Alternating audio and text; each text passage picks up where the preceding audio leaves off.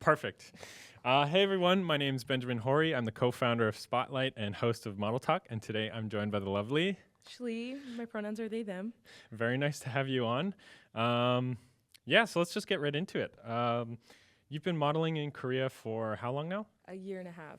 Wow, and where are you from originally? I'm from America, like particularly South Florida. Oh, okay. Yeah, Miami, Fort Lauderdale area. Yeah. I used to spend like a lot of like Christmases down in Bradenton and like Key West with my family, so I'm pretty. Ooh, that's even more south than me. Wow. Okay. We used to like kind of drive all around Florida, but yeah, I love it. So how did you get all the way from Florida to South Korea? That's, I mean, just knowing what Florida is like, it's very polar opposite from South Korea. It really is. So actually, while I was at university, I was studying history, and I went to a military college. So like they had a lot of European and military history classes, and the only non-military classes I could take were East Asian history. Oh, cool. So that's how I got introduced to Korean history and culture. And I really loved learning about it. And I'm Haitian, so my dad's Haitian, and I felt there were similarities between Haitian and Korean history, you know, little countries being like kind of bullied by the bigger countries. So I kind of like empathize with it. And I don't know, I always wanted to live outside of America. So I ended up here. Yeah, but like you just fell in love with like the history and the culture aspect, and you're like, okay, I gotta go there to see what it's about. And then like, did you first come here on like a tourist visa to check it out? And yeah, so I first came on a tourist visa to like experience it, and then also to get signed to an agency. So yeah, I was able to get signed during my tourist visa, and then I went back to the States and came back on E6. So. Wow, that's so cool. Yeah. And that was like roughly a year ago? Yeah, like no, like almost 2 years ago. Oh, so you were here during the COVID times? No, not really. So it was like, oh my gosh, let me try to think how this went about. So like it was summer of, what was 2 years ago? 2022. So it was towards I remember we still had to do the COVID, like the QR code thing. So I guess it was like at the end of that era. Yeah. And then I was here for a couple months. So I was mainly in Busan, and then I went to Seoul a few times, and it was like by, I think, August of 2022, I got signed and then went back to the States. So. Well, that's cool. Did you ever do anything in fashion back in the US, or is Korea kind of like the first step into? Ooh, actually a little bit. So when I was in high school, I had done like a model academy, like for like, it was like Caribbean-based models in South Florida. I had only done that, but that was it. Mainly like all my modeling experience has been here in Korea. So wow. Yeah. That's really interesting, actually, because have you now had any opportunity to do any modeling back in the States after signing the agency here? Not yet, but I am looking into branching out to go like maybe internationally, because that's a dream of mine. Yeah. So maybe. I just have to, compile. I feel like Korea gave me the beautiful opportunity to get like such a like well-rounded portfolio that I feel like I can, reach out to other agencies abroad and, hopefully get some work, in other countries. So. Yeah, I mean, I think the great thing about Korea is there's so many talented creatives here. Yeah. Even just like a few of the guests we've had on that are like photographers or makeup artists, like their work is like really phenomenal. Good, yeah. A guy named Kimmoondog and another photographer we just had on recently. Like I always see their editorials or creative works, and I'm like, oh, that's the stuff I want to do. Honestly, same. Like, especially Kimmoondog's podcast with you, and he was talking about like how he views like art and like creativity and like the collective. Oh my gosh. And because of this podcast, I followed him, and I'm still so in awe of his work. Like it is just that creative level, like to be able to like, see like a vision and then execute it in real life. I'm in awe, like really. Yeah. So I guess I take it that your Korean is quite fluent. No, not yet. Like I'm a self-study student, and I need more Korean friends to practice. So like I'm better at reading. Honestly, this is all the languages I've learned in the past. I'm better reading than speaking, unfortunately, but I can like understand. Do you think that's like the tone and the accent and like pronunciation, or it's just like memorizing like I think it's a little bit of both because sometimes I'll say certain phrases and native speakers will be like, "Oh, that you actually said that really well." But it's I guess the practice, like consistency, like being able to be exposed to it constantly and being able to practice freely. I feel like I need that, like the repetition. But yeah, and a little bit of memorization. It's a lot of verbs. Yeah, it's a tough language. Yeah. I've been here for too long, and my Korean is so bad that I feel so embarrassed about it. But let's get back to fashion. So take me through, because I think like this kind of perspective is really great for a lot of people that may be interested in coming to Korea to get into fashion scene or just get into the modeling scene in general. So can you kind of walk me through like that first, I don't know, few months of like, how do I find an agency? How do I find the right agency for me? And then going through that process of like getting signed to now getting your first job. Ooh, okay. So in the past, like when I was in South Florida, like Miami modeling agencies, you kind of just go in, like they have go see open calls. Open call? And Yeah. you just like walk in. And then most of the time they would be interested in signing me, but I had to say no. So I had that mindset when I came to Seoul. So I got like a list of agencies I was like researching. And I thought some of them I can just do that. You cannot. You cannot do that. They were like respectfully be like, can you please leave? So you have to go through the actual way, which is probably through their websites or their Kakao channels where you send like, hey, this is what I look like. And now with the new visa like requirements, you have to have like a bit of a portfolio. So like send that as well. But for me, I ended up having a list of agencies in the Kakao, and I just literally messaged every single one of them, and only one got back to me. And we met in person, and they were like, okay, yeah, I think I want to sign you. And then they did. So yeah, for me, it was basically research. I was lucky that I found there was like an open call for like a runway show at the time, and I attended, and I met another model who actually like sent me an Excel spreadsheet of like all the agencies. Then I was able to use that, and I'm really grateful to her and having met her and her doing that, because I thought I had compiled like the complete list, and then I realized she had like dozens more. So yeah. With that, I just say like make sure you have a good comp card, a decent portfolio, and then don't get discouraged. I remember I like contacted dozens, and only one got back to me, and that was the one that got me here. So yeah, I don't think people really realize like this industry is like you better be able to handle rejection really, really well, because this is like 99% of modeling is dealing with rejection, because you're going to get so many casting, so many job opportunities, and you can't have them all. And this goes for placements, for everything. So it's just about like, okay, like, do I really want this? And am I going to keep pushing to get to where I want to go? Or am I just going to like hit that first roadblock and then turn around and go home, right? Yeah, because there was a time where when I actually was in contact with some agencies and going in person, and they saw me in person and they're like, you're too big. Like, you're too tall. If we put you next to a man, you know, that's not okay. And at the time, I'm like, well, I'm non-binary. I can be the man. I do masculine and feminine roles.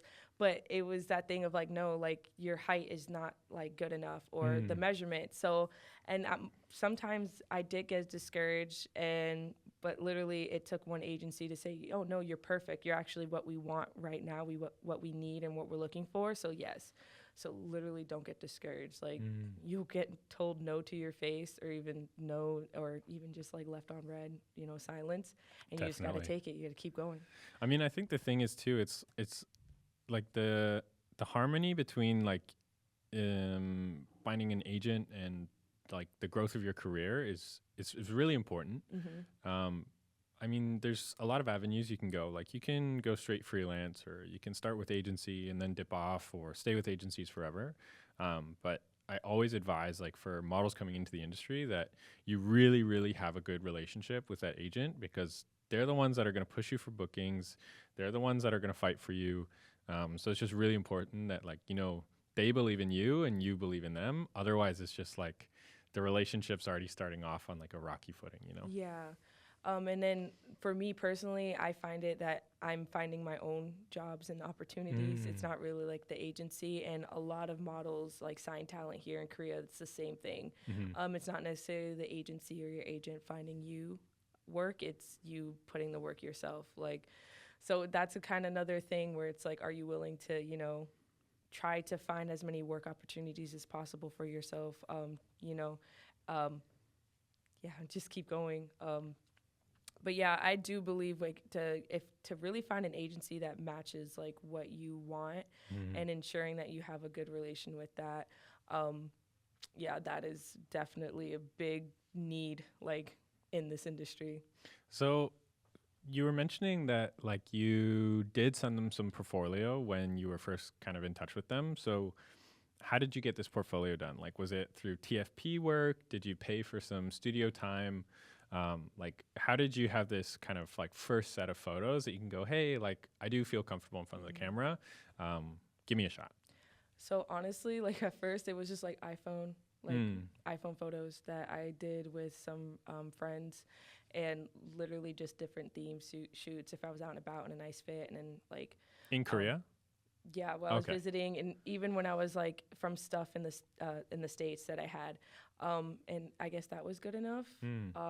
But also like I got told by some agencies that are like, oh yes, you look like a model, you look like you could be on the runway. So I guess I had that going for me at the time. But it wasn't until I was really in Korea and settled on my visa that I was able to branch out and do a lot of collaborative works with different photographers, and that's what really helped build my portfolio. And usually that's like most of the time it's free, or the most you'll like pay for studio time, you and the photographer.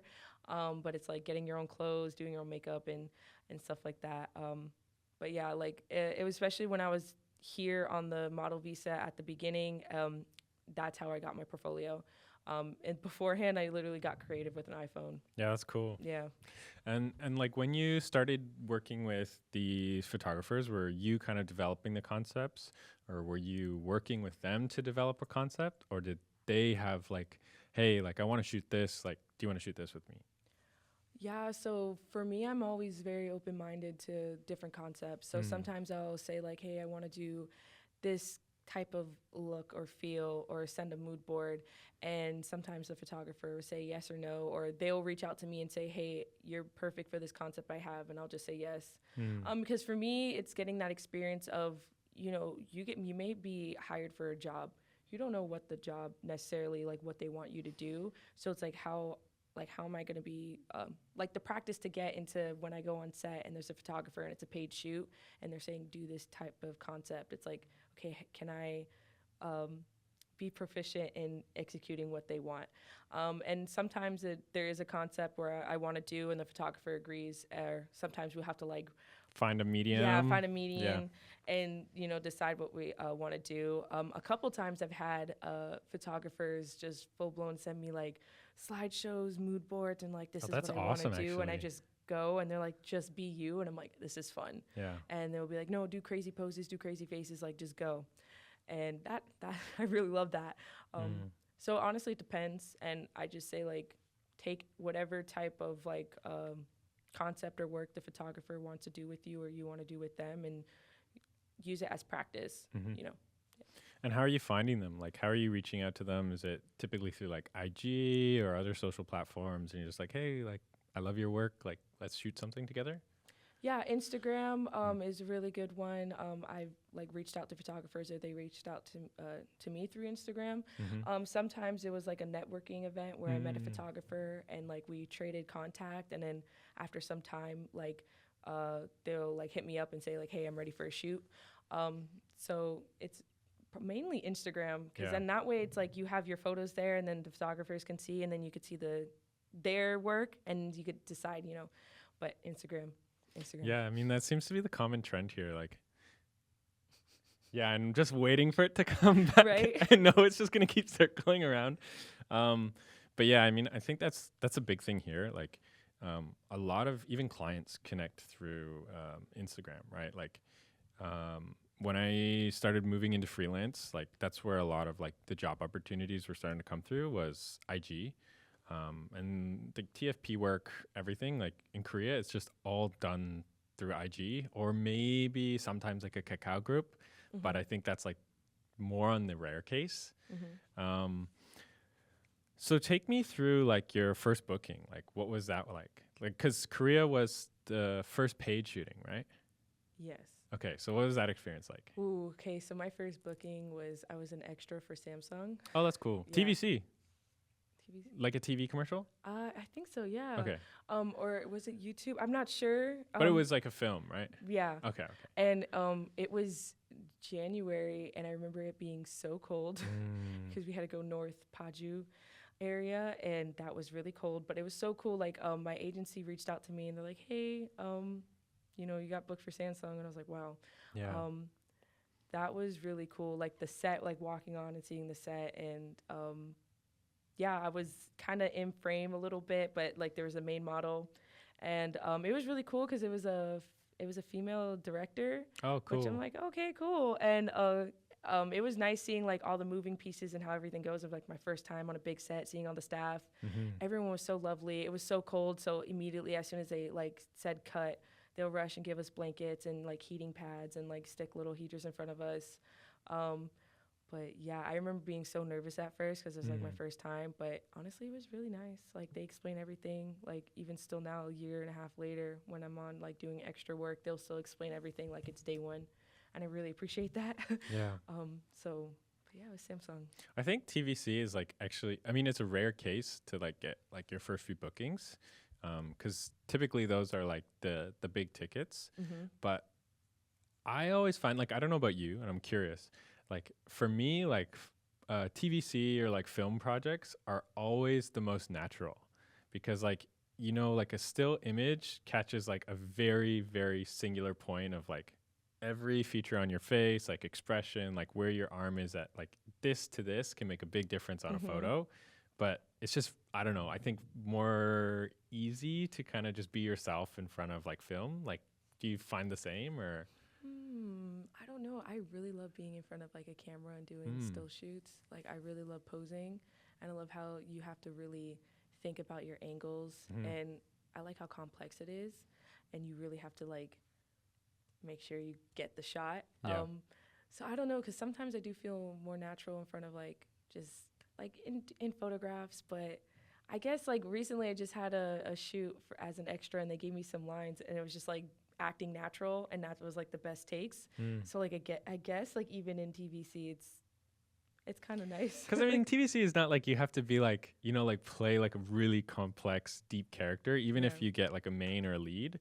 It's usually just like, hey, you're a guy having a good time, or you're going through the park or whatever, and it's like okay, cool, la la la, and then it's like comes off so well afterwards.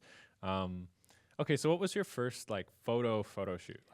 Oh my gosh. So it was literally 2 months after the Samsung shoot, and it's with Kaja Beauty. Okay. I was main model. And so cosmetics, like beauty, skincare stuff? Okay. It was so incredible. It was so fun. It was for like, they had a glitter powder, and so they literally covered me from like head to like my waist in the glitter powder, and they just put like pink mascara on. I was in Sephora and on their website. Whoa, so congratulations. Like, thank you. It was so amazing. And my favorite part about it was the staff on set. Like everyone, it was just the energy was so great. We were cracking jokes. Like, oh my gosh, it was just such a wonderful moment working with everyone. And that was so incredible. Kaja, that was. Shout out Kaja Beauty. Like, have you had any opportunity to do like lookbooks or like, I don't know, e-commerce, like, you know, like kind of very generic, typically more boring work? Like kinda. So recently, I think a month ago, I had with a shoot with Shell Corporation, and which was so cool. The gas company? No, it's actually clothing, like outdoor clothing and sportswear. Oh, okay. And it was actually, I got it through Spotlite. Oh, so shout out Spotlite. Yes. And I was with other Spotlite models. Oh, that's awesome. It was such a vibe. It was so great. So we started at a studio and then went to the Han and we finished shooting in the Han. But like that's the cool. thing was the outdoor gear they had us wearing was like this like tennis dress. And so they gave me a tennis racket and a ball and I felt like Venus and Serena Williams. So I was just like, I could not wait. I was like in front of the camera. I'm like, I never played tennis. Like I play volleyball, rugby, boxing, things like that. But like it was just like my time to shine. I was like, oh my gosh. So that was pretty fun. And the thing that was so funny for me and ironic was like when it came to action poses, it was great. Stand there and do a regular pose. When I tell you I overthought it, and even the photographer was like laughing a little bit because like I was just like overthinking like the simple pose, and he was just like, literally just relax, like just let me take this photo. So I thought it was pretty ironic that like the complex photos, they're like, oh, this is great, amazing, and then me, they're just like, just stand there, and I'm just like, whoa. So, well, I think it's like, you know, like dynamic movement to everybody just kind of comes natural. Like if I say, hey, like just run from there to there, like just run the way you're going to run. I'm going to snap some photos. Like I'm going to get at least like one good frame of you just naturally running. Right. Versus if I'm like, hey, go over there, stand still and look really cool. Well, now you become so stiff, right? Yeah, you're like, what is cool? Yeah. We have two different definitions of cool. Like what is cool? So yeah, but that was pretty fun. That was like my first like e-commerce thing to do. And it was like different outfits and it was really cool. I really liked it. Nice. Have you done anything like editorial or runway yet? Recently I did do my first fashion show, which was Yuhan fashion students had graduation. Oh, that's cool. And they are so incredible. Like Korea's next generation of designers are absolutely phenomenal. Like the work they put in. So, and I felt so grateful because I've done castings for runway, and I didn't get them, but I know my walk's not the best and my confidence, like, you know, I have horrible test anxiety. So when you're actually in front of the panel and you know, it wasn't the best. So I started working on it, and doing this runway show showed to me that like, oh, I really want to do runway. It's something when I was little, I always dreamt of walking the runway and then doing a fashion show. And then actually my friends and I did a fashion show. My friend was like, she does like different organization and events, and she wanted to do a fashion show. So she's like, do you have any friends? Do you know anybody? So I contacted some people and we did a really cool, it's called the Heartbeat Fashion Show, and it was on her rooftop. Cool. That's in Korea? Yes. Cool. So it was really cool. We did that. That was fun. So I've done 2 fashion shows. Not yet Seoul Fashion Week, but I'm hoping to in this September. So fingers crossed. But editorial would be great. That would be really cool. I love the concepts for that. Recently, I did a photo shoot early this year, and actually, it was for a magazine. The photographer said it was for a magazine, but it just released, and we ended up being on the cover. Oh, Blur whoa, magazine. that's awesome. Yeah, July issue. I forgot. Cool. So that, I guess, was a little bit of an editorial. Yeah. And that was phenomenal. She had me dressed like an Orisha, an African god. Oh, cool. Okay. So I was like in gold and white, and all of the models, we all looked so great. We felt great. The pictures came out great. So, yeah.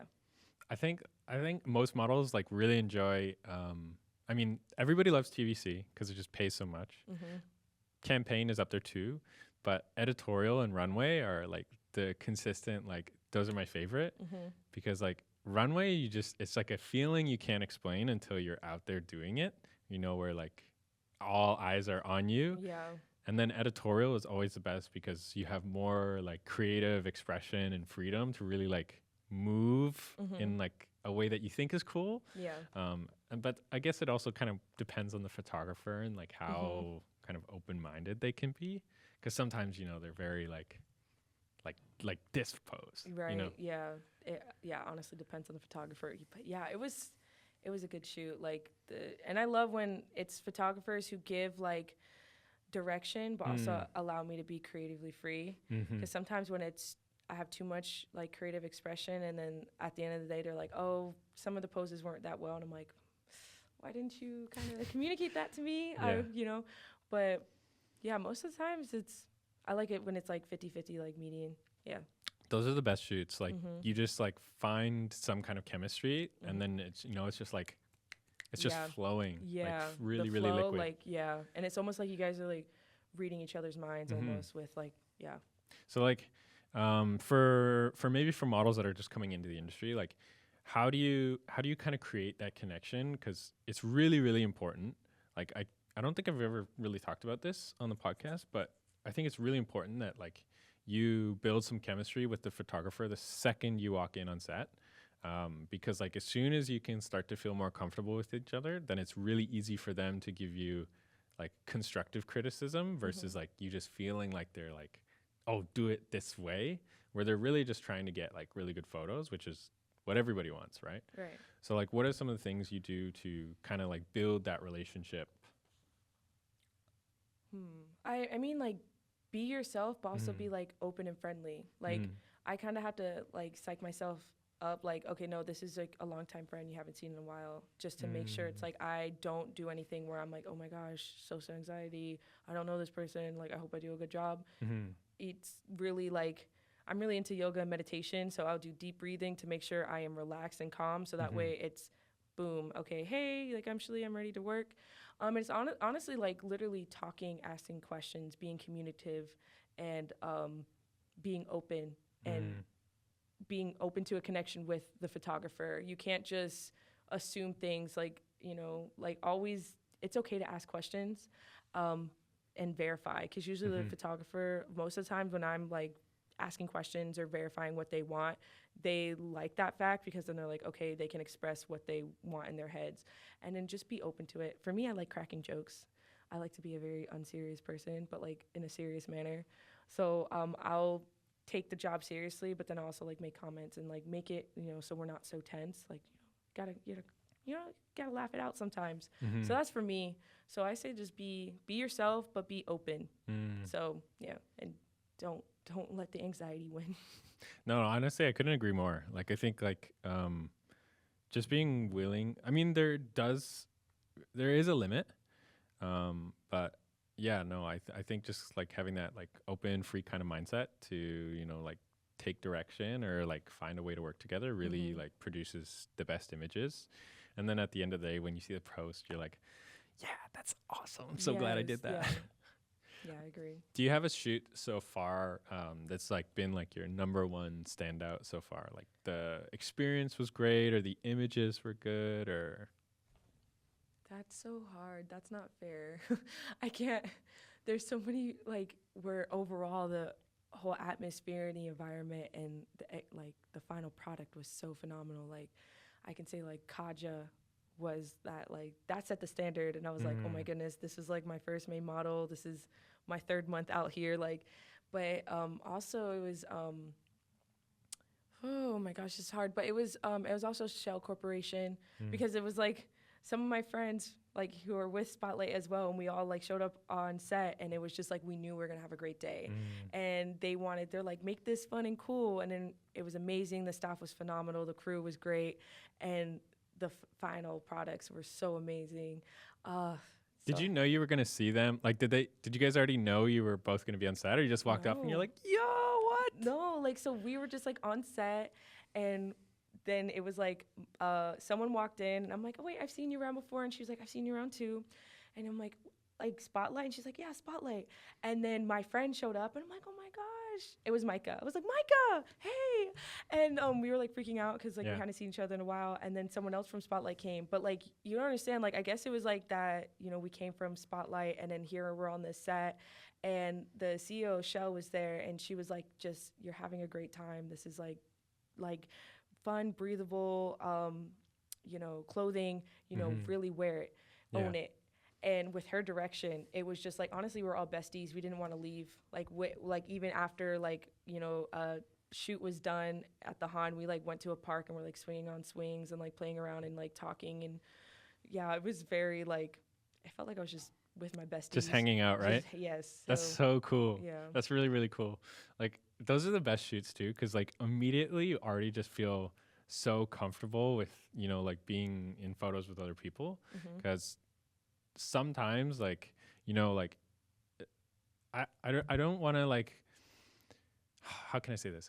Like, sometimes, like, you know, some people just don't bring like a positive energy to the set, which just really kind of like spreads out, like like it just grows onto everybody. And I think it's really important that like the models have like really good connection, especially when you guys are shooting together, because you can tell like immediately if somebody's having a bad day on camera. Like it shows. So like, what are some of the things like maybe, because I assume you've had other shootings with models that you didn't know, right? Yeah. So like, how do you kind of like build that like comfort and like level of like feeling okay with each other when you get onto set? Ooh. So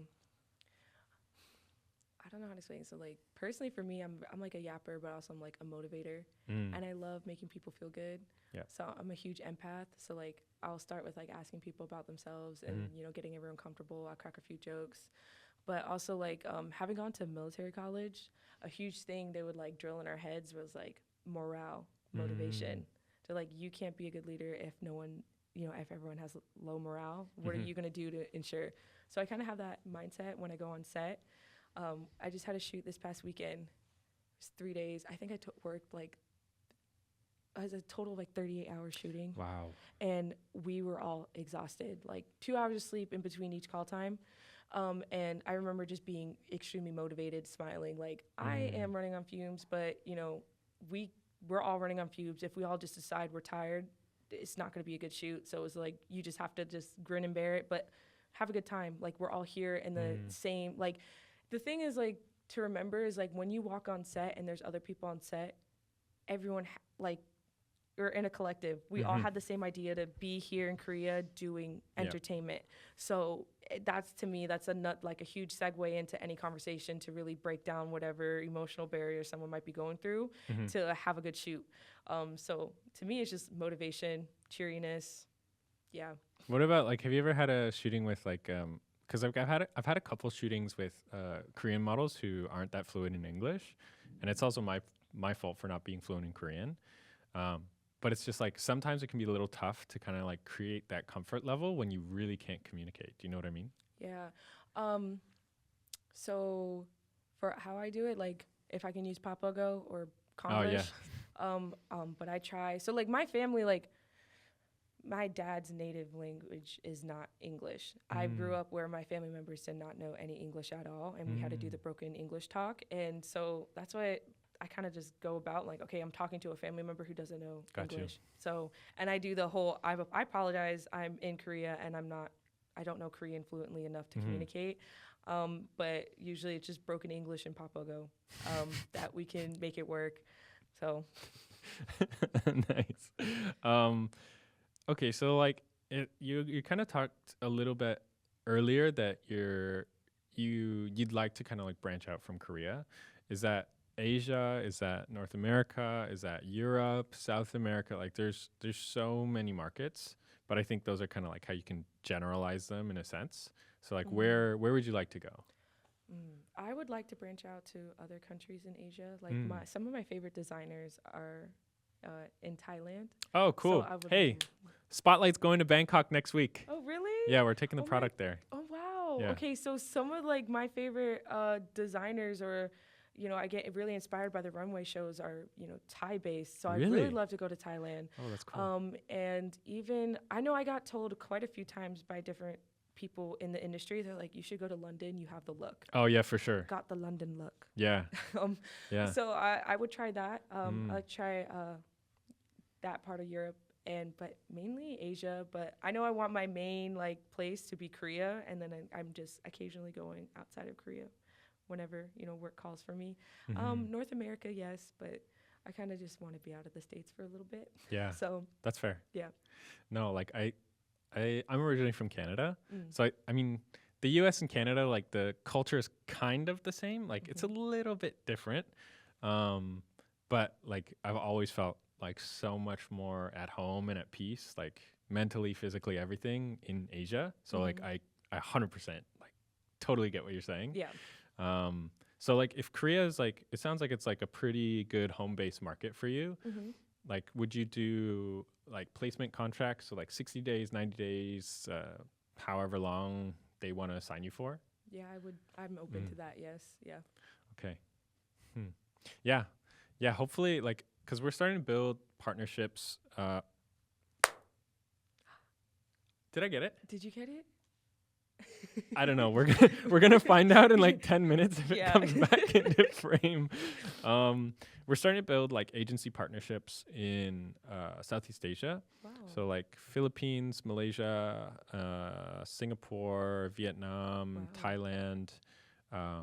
No Taiwan, Hong Kong yet. But yeah, like I think like we can definitely like. My goal is that this platform can also serve as a tool for placement. Mm-hmm. Because the process of doing placement can be really tough. Like either you have to have a really good, strong MA that can push you because they have like really long pre-existing connections with those agencies, and those agencies don't want to lose that connection, or you just have to give up like something to a scouter that may be able to get you placed, but not 100%. So like I'm really hoping that like agencies in Southeast Asia can start pulling talent from Korea and like bringing them in for contracts. But yeah, Thailand's a really cool market, but definitely doesn't pay as much as it does here. So like those are some of the things you got to keep in mind. Like living costs are way lower, but yeah, the rate is also significantly lower. Yeah. But yeah, no, that's really interesting. Like I don't know if I really follow any Thai designers too much. But I guess that's because I haven't really lived there. But like, why did you start following Thai designers? Like, what was the trigger? Oh my gosh. So I really love fashion. I'll sit and watch like couture videos about how they create the looks. So I'm always like so I follow a lot of like the next designer, like up next designer, or people who like I'm on fashion Twitter, and people will do like 30 different like Twitter posts explaining like a designer or a look, and I'll sit and read the whole thing. So I literally I saw a designer, and it was like there's like 2 or 3 different designers, and I'm not gonna try to butcher the names because I'm not fluent in Thai, unfortunately. It's very hard to pronounce, right? Yeah. But it was the craftsmanship was just some of the most stunning I've seen for the fashion weeks that I saw, like based in European fashion. So like I was like, okay, like usually fashion, the main fashion cities, but what Thailand was producing at the time, I was in awe. Like that was like in my head, I was like, it healed the little child in me to see like beautiful couture going down the runway. So that's what got me hooked. And especially they were showing like their behind the scenes with their LTA and just how the designs came to life. I was like, oh, this is what I mean when I talk fashion. Like, so that's what piqued my interest. So literally it's just, I'm kind of like a fashion nerd, low key. No, that's cool. Just, yeah. Did you watch any of the fashion week that just passed? A little bit. I saw the recaps for the couture, some of the couture weeks, other men's shows. What was it? I think it was like Thai Fashion Week. Oh yeah, it was couture, men, women, and avant-garde. Yes. The avant-garde, I know there was like a look that got created on the runway, but that's not considered couture. So I remember like reading more into it. I was like, why did the designer choose to do this? But yeah, I was like seeing some recaps on that. I haven't been able to sit down and watch it fully, which I plan to do so throughout the week. But yes, I did see some recaps about it. But yeah. Do you watch any of like the other Southeast Asian fashion weeks? Like I know Vietnam is starting to rise and has a big one. Yeah, Vietnam. That's another hopefully country that I can work in the future. But yeah, Vietnam. Yeah, I know they have some really good upcoming designers in their fashion weeks. They're holding their own. Because even with the production, because the way, like, historically, how, like, Vietnamese fashion, but even how they construct the garments, is getting more noticed. Because usually it's all, like, fashion is through a European lens, but now it's more so of, okay, wait, no, we have actual countries who have been doing this for centuries longer, or they had, like, actual really well-made garments and clothing pieces. So I'm really excited to see, like, honestly, non-European countries have their chance to shine. Yeah. Do you have like a favorite designer overall? Like for me, like my bread and butter has always been Alexander McQueen. Like, yes. I have a lot of his suits actually. Like I used to have a connection when I was living in China that I could get into the friends and family sale. So like I got a chance to buy a lot of the like runway pieces. Wow. And like those are like my like prized collection in my closet. Like, I mean, like I just like, I see his design and then I'm just like, it makes me feel something. You know what I mean? yes. So that's someone who, Lee McQueen, I would literally put on any documentary on him, like background noise. Is that like really inspirational? I would say McQueen or even Mugler. I love Mugler, especially like what he does, like who he chooses to be on his runway. So it was always like unconventional. It wasn't the actual models. It was people who did ballroom. I'm in ballroom right now, like Oh, really? Vogue. So actually, that's what's really been helping my runway. Oh, I okay. actually walk the runway category. But he would choose like ballroom people, so trans and BIPOC, you know, people to rock his runways, or even sex workers, like unconventional type people, like. You know, and I really love that. And the way he would design his clothing to match each individual, I think is great. So I say Mugler, like that is, I love the work they're doing with Megan Thee Stallion right now. Like I'm a huge Megan Thee Stallion fan. So seeing her partner, I was like, wow, like, yes. Okay, get her booked right now. Walk the runway. Yes. 2024. Okay, cool. So it sounds like you want to go into Asia a little bit more. Like if you could go Thailand, like what are you looking to kind of pull out of those experiences? Like are you looking to kind of build your portfolio? Are you looking to just create new connections, or like just kind of enjoy the side of modeling that is traveling, which to me is the best part? I say all of it. Connections. Connections. Connections, portfolio, and then travel side. I really love this industry because, like, we all love the art form, and you can have so many different types of people in this. So I want to personally like make connections with the different types of people. Like we're on this small little globe, you know, called Earth, and let me connect with as many people, you know, before it's my time to go. Yeah.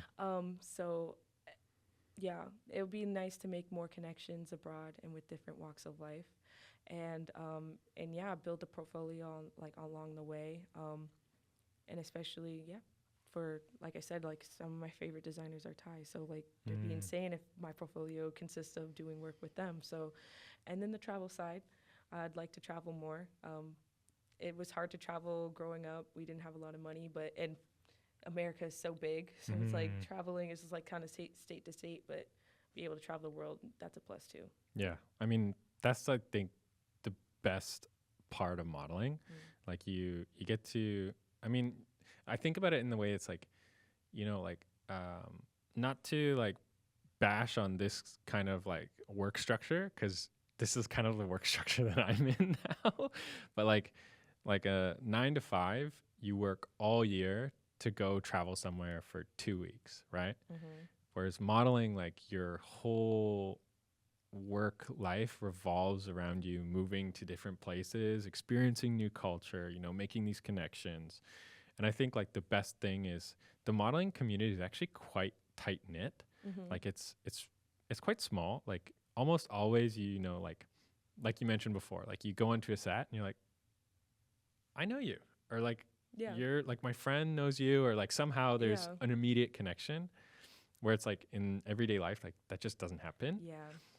And I think like the really beautiful thing is people in this industry are really open-minded to help one another out, as opposed to like, you know, being like super, super, super competitive and like not really, you know, kind of gatekeeping.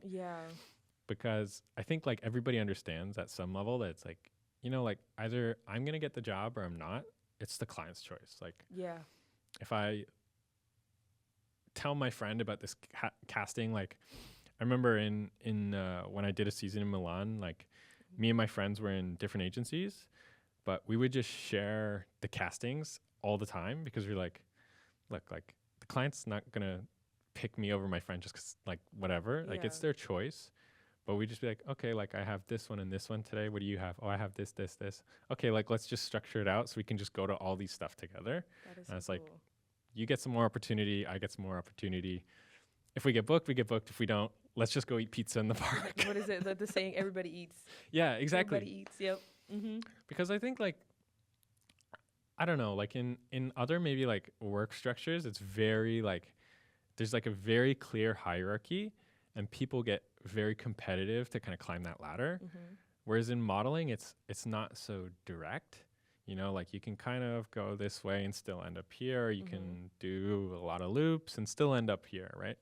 So it's just about like being like open-minded to really help like my friend or like help my neighbor or like whoever it is to like, you know, like I'm fighting for you too. Like, come on. It's very like community based. Yeah, I agree. You can't really, there is no like direct route to make it to where you want to go. There's like infinite possibilities. And you really can't like, oh, I can only keep, it really doesn't work like that here. Because when you're on set and it comes down to it in this industry, it's not just a solo job. Like it can't, you look around the room and you're not the only person. So that's how you know it's like it cannot just be you. Yeah. Okay, so I love like hearing all these positive things, but I really want this platform or podcast to really kind of just allow people to be honest, because to me the saddest thing in the fashion space are people are scared to be truthful about like how it's really like. So I'm curious, like if you've had any negative experiences in the fashion industry that like you wish can change, or like something we can do communally to kind of make it better for, you know, next year or the next generation of model or the generation of models that are here now. Okay, so like I don't mind telling the truth. So no, sorry, I don't mean to like put you on the spot. No, it's okay, because like even right now I'm currently having issues with my agency. We're having staff mismanagement issues, and it's not going well. Honestly, payments are being delayed. People are asking, they need money from their model work to be processed so they can pay their bills, and it's not happening. And we're kind of all looking at each other like, okay, we're reliant on our agency to pull through and, you know, be helping us. And that's not happening. Literally just less than 24 hours ago, this issue was occurring, and it's still occurring. So I hope it comes to a solution. But as of now, it's kind of pretty scary that the organization you're relying on for your visa sponsorship, for your management, for processing your payments, cannot do so because there's literally no staff. I mean, that's the scariest thing about modeling is there's no stability. Yep. Right? Like unless you're the top 10%, which is like the Alton Mason, the Kendall Jenners, the Gigi Hadids, like it's always going to be like some level of inconsistency. Yep. And I think like payment is something that needs to be talked about more. Oh, absolutely. Because, you know, like the truth of the matter is like any job you do, usually you get compensated almost immediately, or there's like a very finite date of when I'm going to get compensated for the work that I provided. And I think this industry is a little vague in that sense, where it's like, oh, well, we might pay you in 30 days or 60 days or 90 days. But like I've had past experiences where I had to chase down people for 6 months, like over 1 year. And I'm like, this is really just like disrespectful and not fair, you know? And I follow like with the New York legislature, they're trying to pass that model bill to make it better for payment. Model Alliance? Yeah, Model Alliance, yes. The job I did this past weekend, they gave us 2 different prices. Like, hey, this is how much if you get this role, and if you get this role, this is how much. You won't know which role you get until you get on set. That's so crazy. And then even technically I did a role, but I don't know if I'm going to get paid for a role because they said they won't know how much they'll pay me until after it's been edited, even though I took the time to memorize the script, me and the other people, and actually do the lines. And I worked. Was there a contract? Not really. And the casting agency that works through, they're notorious for paying after 3 months.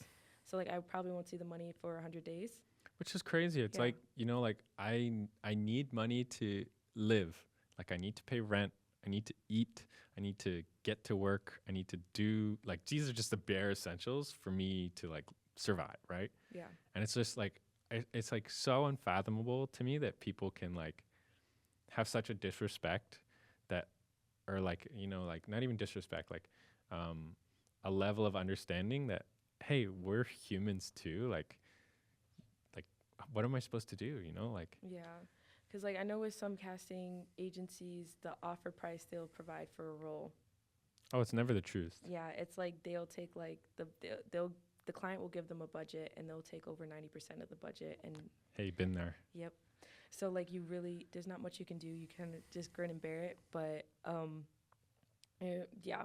So, I mean, it's very complex, and it's like I feel like I'm low level. I don't know how I'm gonna argue or fight for me and my fellow people in the industry to be able to get paid more and paid consistently. But like, yeah, it's like the scary thing and the truth about this industry is like sometimes, yeah, you don't know when you're getting paid.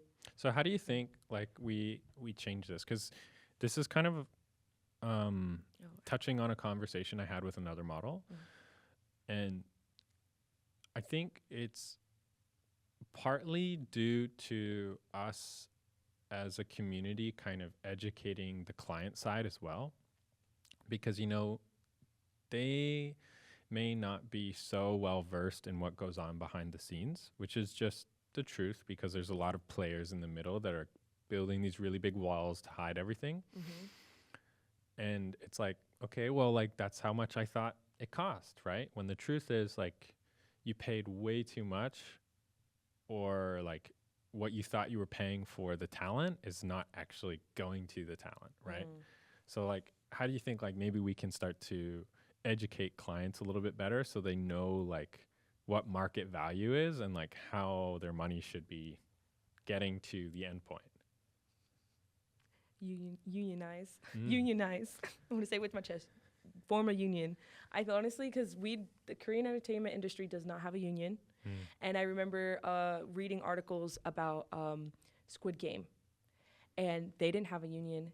And that's why kind of Netflix greenlit it and filmed it here, is because they got away with paying like the lowest, like below minimum wage for the US unions for entertainment.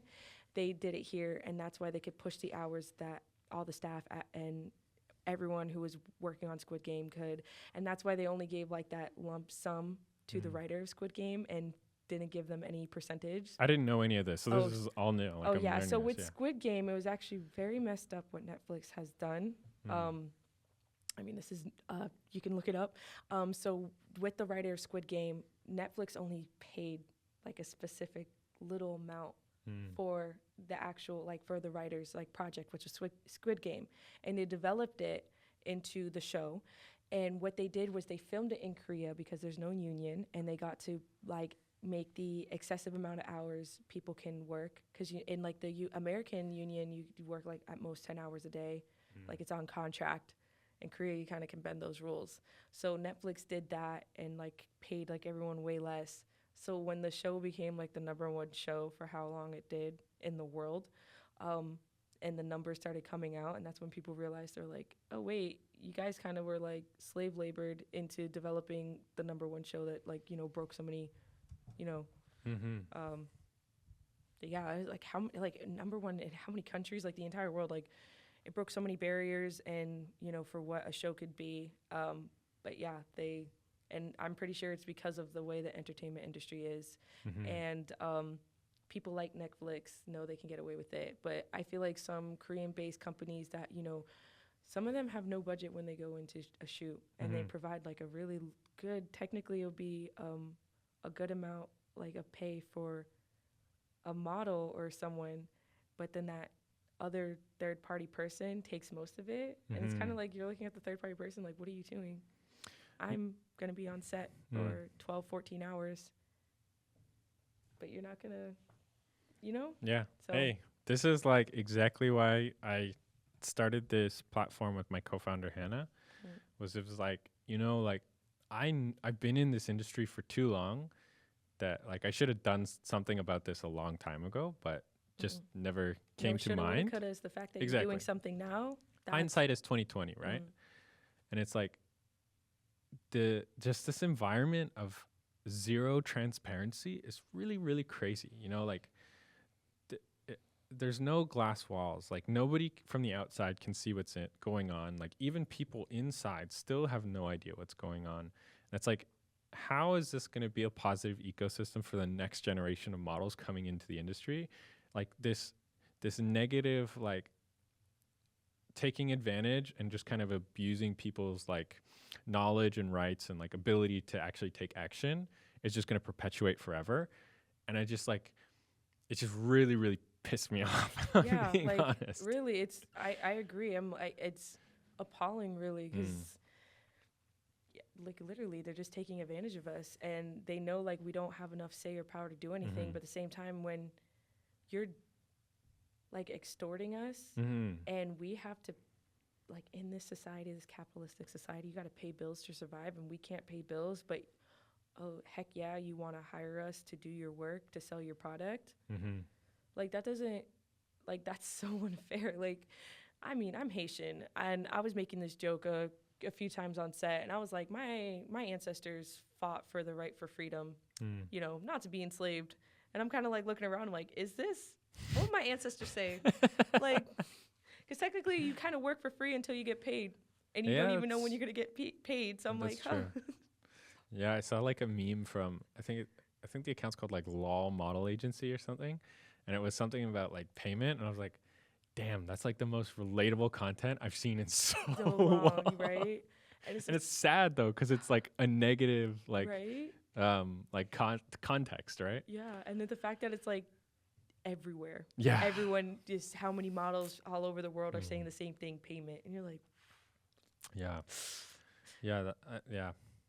I think that's gonna take some time, but I know like we're doing our best. But I mean, there's never gonna be a perfect solution.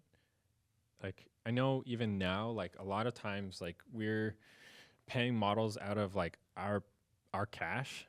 So like, cause like I know what it's like. I've been there, and it's like we're still now having to go fight with like potential clients or whatever to like pull in money. But it's like I understand like sometimes, you know, they're reliant on like the sale of the product to actually generate cash so they can back pay everything. But I mean that's like I don't think that's ever gonna change. I don't want to say ever, but like hopefully it will. But yeah, payment is definitely like a really big problem in the industry that needs to be like brought up, addressed, and like talked about more so we can find like real solutions to like deal with this. Because the reality is like this is people's lives at stake, right?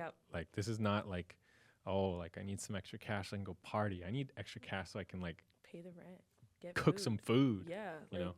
And that was like the mentioning of like what's happening with my agency right now is seeing so many people like in the agency group chat like having, honestly, rightfully having meltdowns because we were told we were being paid on specific days and then the payment doesn't come. And all like our company leadership was telling us was, oh, maybe next week. That's maybe next week. Like that's crazy because we have already done the castings. A lot of us got invoices from said casting saying, hey, we paid your agency this much money. So it's like, we know you have the money. Like that's crazy that, you know, the client sent the money, but now it's being held up in the agency. So it's like, to me, it's just like insane that I'm like, me and 100 other models are going through okay, like it's hard for us to get paid on time for the clients. And then now like we're waiting on an agency to pay us. Like, please. So, well, we'll see. I mean, it starts now. So it starts with dialogue. Yeah, for sure. Yeah. I mean, like, like I said, like, I think, like, what's really sad is, like, you know, this industry is built on the foundation of reputation. Like, how you carry yourself really translates very quickly across, like, multiple channels. So, like, again, like, maybe on, like, a lighter side, I think it's like really important to do your best and like have really positive attitude, like you were mentioning when you go on set, because you know like that photographer is going to talk to another photographer because they're all in the same community and be like, oh yeah, I worked with this amazing model, like they were fantastic, like energy was great, everything, and then it leads to more bookings. Like it just kind of goes in this great horizontal. But at the same time, it's like people are scared to like talk about the things that are negative because that same kind of thing can just spread. And it's like, if we don't actually like start discussing this, then nothing's going to change. And then it's like, nobody really has a right to complain about anything because nobody wants to do anything about it. Yeah, no, I totally agree. And like one of my inspirations, like Naomi Campbell, she was known to just, if she something was wrong, she would just actually like set it straight, complain, start talking to people, but like, no, this is not right, this is not fair, and especially for like in her situation was specifically for black models, and the same with I believe like one of the first black supermodels, Beth Ann.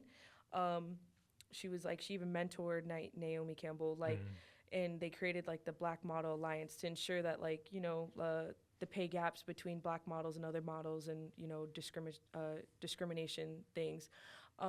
So I think it's gonna like for me that's an inspiration. Like they were at a time when like the 70s and the 80s in the industry where it's like if you were POC like you were invisible, and they were willing to hold their guns and be like no this like demand what is right, and now look at them. Literally we think of like the top models ever and you think of Naomi Campbell.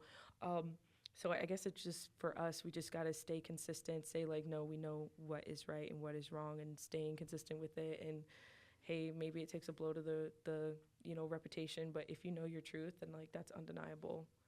Wow, I couldn't agree more. Do you have like anything you want to discuss like openly? Like I'd like to give you like a little bit of a chance to like talk about something like amazing, something like positive, negative, whatever it is, before we wrap up. Like the floor is yours. Like, is there a topic you want to touch on a little bit? Yeah, I'd like to see Korea get more open for trans models. So, because I'm non-binary, so technically I'm trans because I don't identify with the gender I was assigned with at birth.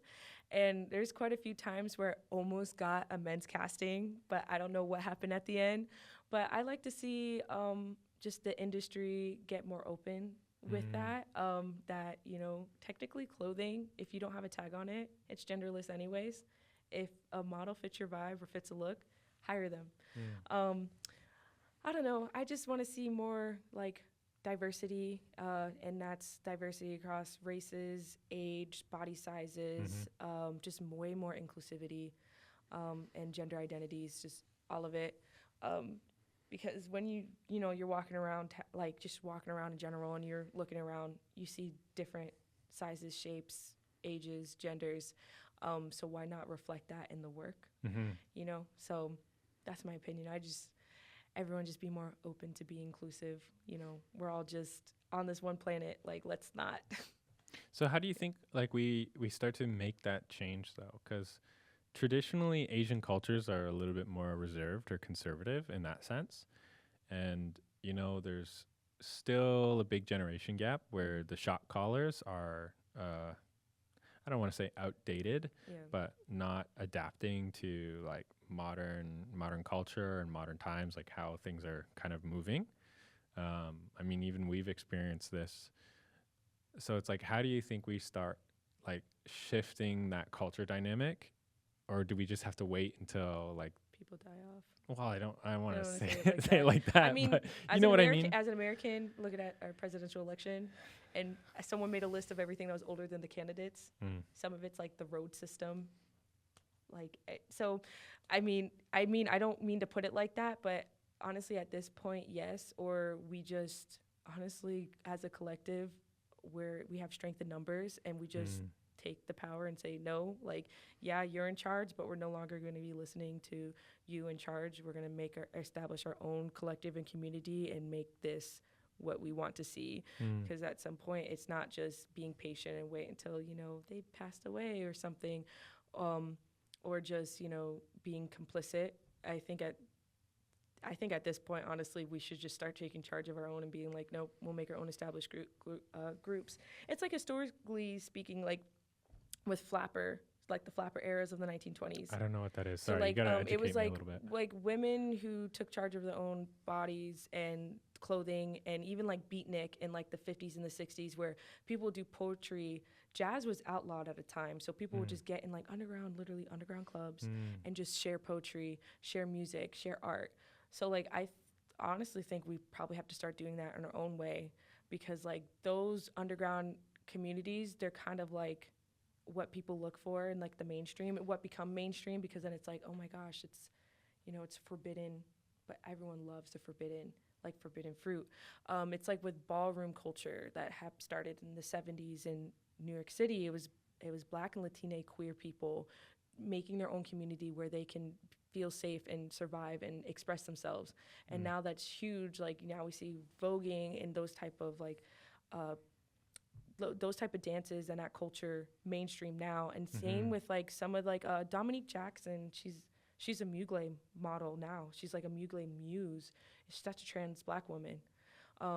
So to me, I think we just kind of have to be like, it's like you making Spotlite, where you're like, you saw an issue with it and you're like, I'm going to make a company that people can know they have 0% commission, that they can directly be in contact with the clients and, you know, be like placed with a client.